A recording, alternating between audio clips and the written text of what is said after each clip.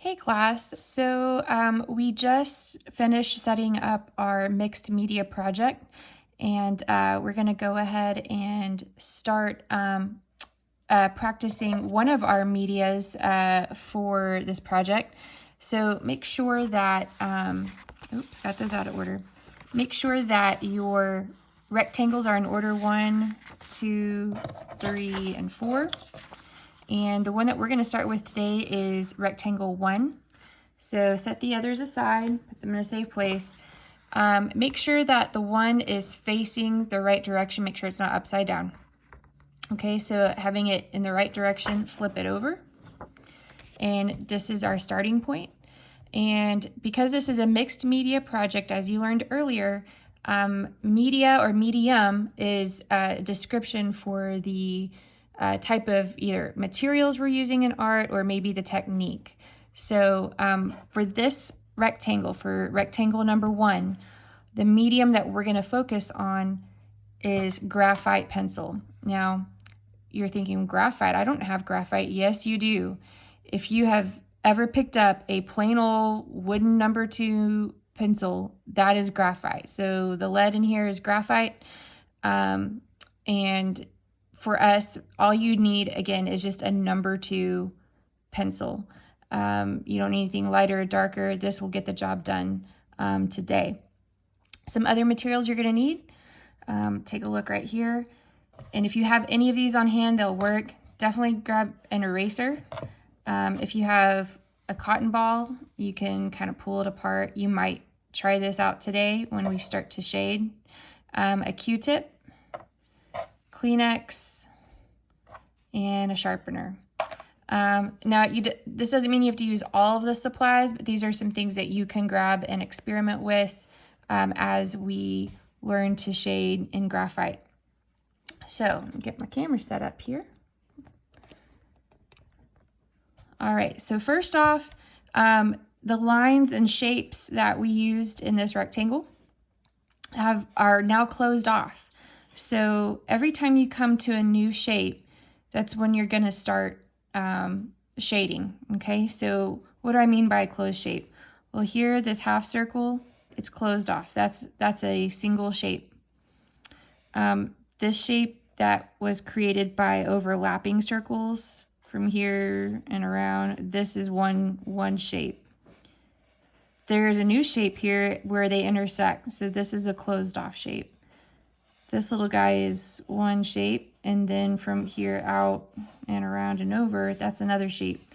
This whole background, this empty space around it, is considered a shape, and so on. So with that said, what you're going to do is you're going to pick a shape. Maybe pick a small shape to get started. That's what I'm going to do. I'm going to pick this little half of a curve here. And what you're going to do is you're going to take your pencil and you're going to use light pressure. Remember, we've talked about pencil pressure all this year. So you kind of want to shade, you want to use your pencil in the direction that the shape is going. So I'm going to use light pressure, and I'm just putting a very thin layer of graphite down. I'm trying to go from one end of the shape to the other. Give that a try. Do the best you can. Okay, you don't need to rush this. Just a thin, even layer of graphite. Again, try to go from one end of the shape to the other without lifting your pencil. That's going to give you a really smooth look. Okay, then go back, touch up your edges. On this, you want to make sure you're not outlining. We do not want to outline our shapes. That's going to make it look cartoony, and I'll take points off for that. So again, just shade up to the edge of that shape, but do not outline it dark. Don't do it. Resist. Okay, next thing, we want to smooth this out. If you look at that, it's kind of grainy, and that's how it should look. Okay, but we want to give it a very smooth kind of satin finish look here.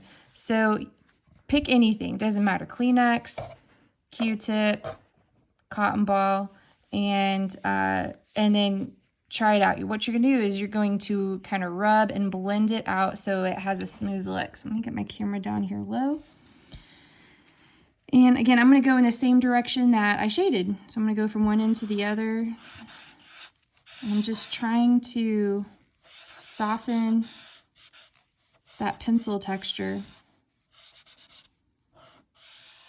Give it a very smooth look there. So see how just a few passes over it, it's starting to look really smooth. Okay, and you're going to get outside the lines. That's okay. Okay, and then you can clean up those edges that you got outside. Just use that eraser to redefine the edge of that shape. If you've got like a clean paintbrush, you can brush that away. You don't have to. I mean, you can use your hand, or just be careful so you don't get it everywhere, but you can just also take a brush, brush any of that away. Do the other side.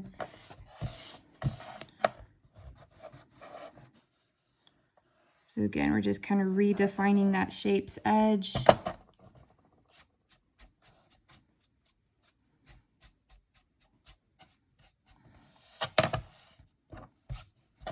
Okay, so that's step one. Now that we have this kind of smooth look, I want you to pick a corner. Maybe it's a point, maybe it's a curve or a corner, a side edge, doesn't matter. Pick somewhere to go darker in value, okay? So for this, I think I'm gonna pick kind of this corner right here, and I'm just gonna use like little circles, just like this. Light to medium pressure. I want it to go a little darker than my base coat. Base coat is that light gray underneath that we just laid down. So I just want to kind of darken up this corner, and again, just little tiny circles. And you can go along the edge, you can go a little farther out. You can go a little deeper into the shape.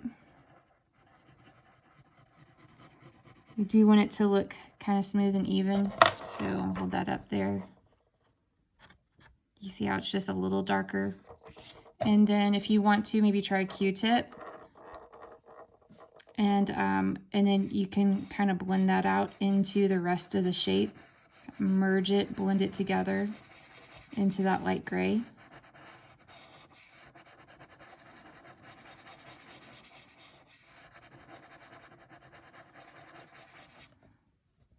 Okay, and there you have it. So really with each shape, you want to repeat this process. So you want to do your light gray base to fill up the shape, blend it out, step 2.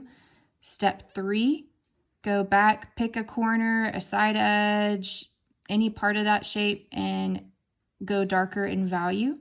And then blend it out lastly into the rest of the shape. Use a Q-tip. Don't use your finger, guys. Do not use your finger, because you've got all sorts of oils that your body creates on your fingertips, and that's going to leave a smudge. You're going to have all this like smudgy fingerprints all over the place. So that's why it's best to use, you know, like I said, Q-tip, cotton ball, Kleenex, whatever you have to do your blending. Plus, if you're going on to Art 2 at Saginaw High School with Miss Croft and Miss Fletcher, yeah, you do not want to use your fingertips. That is just something we don't do as we mature as artists. It's okay when you're a little kid. We're not little kids anymore. Okay, so have fun with that. I'll come back and I'll show you my finished version. Again, repeat for all of the closed off shapes until it is completely filled up edge to edge of this rectangle. Everything is shaded in. All right, see you in a minute. Okay, guys, here is my finished rectangle. And just want to show you kind of the decisions I made as I went along. Remember I said, you know, you could pick a corner or a side or both to go darker in value and blend out. So I kind of did that here. One thing I did, like here in this big shape, I went light throughout the whole thing all the way around, and then I just picked this corner and half of the inside curve. Out here in this shape, I did this corner and then half of that curve. So notice I shaded above, and I also shaded below that circle's edge. So those are some fun things you can do.